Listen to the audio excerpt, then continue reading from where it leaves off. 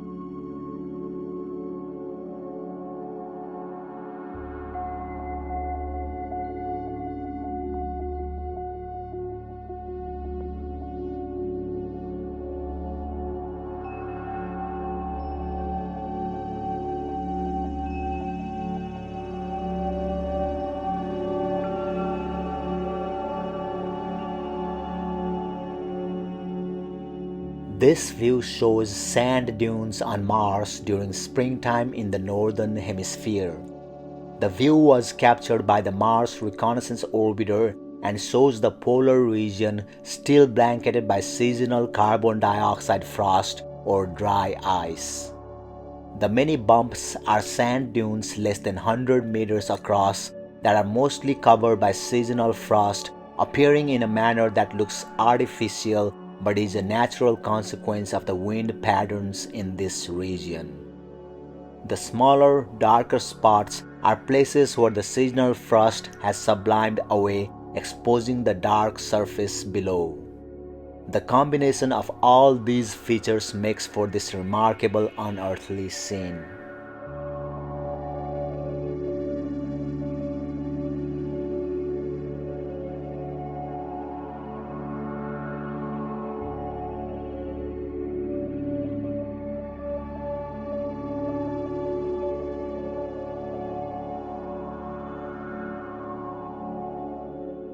The overall geography inside Endurance crater on Mars is very complex, with at least 3 distinct bands of rock visible in this view.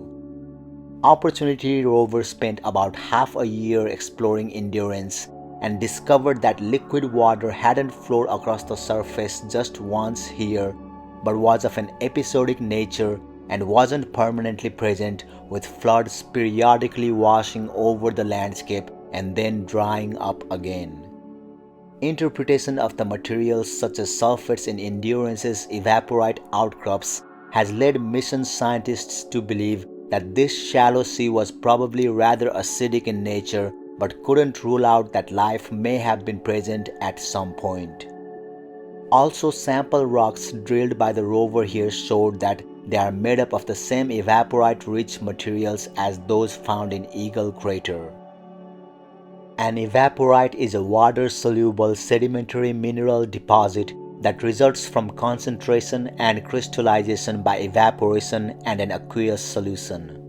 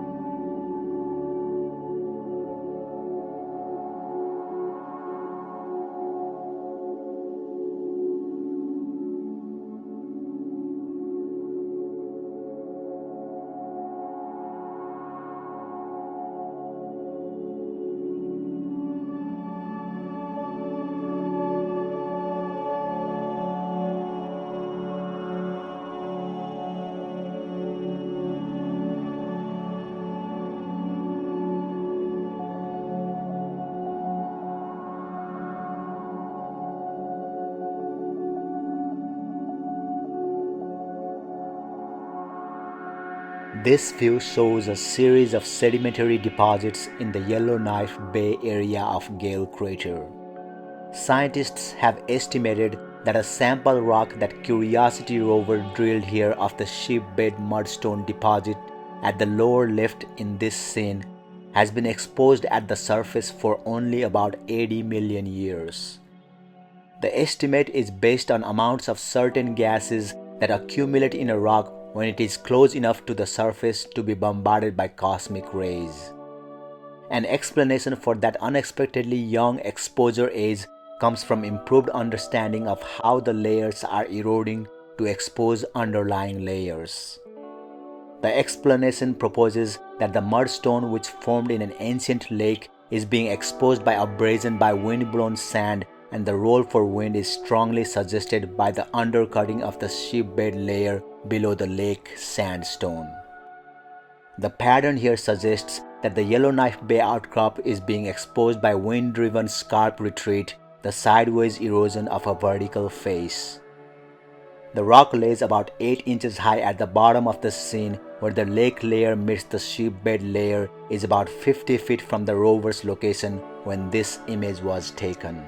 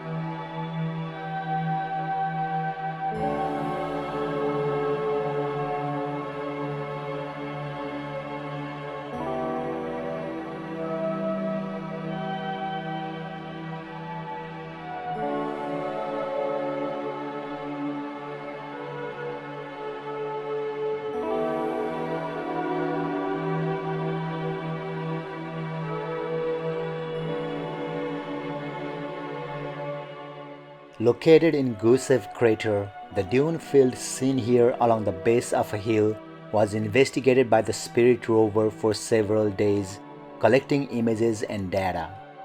Analysis of the dune field has shown that it consists of black wind-blown sand which is well-sorted, well-rounded, and olivine-rich. The dunes here are active with dust-raising mafic sand ripples and are an example of wind-driven ripple field. The dunes also provide insight into the evolution of non-polar dune fields on Mars.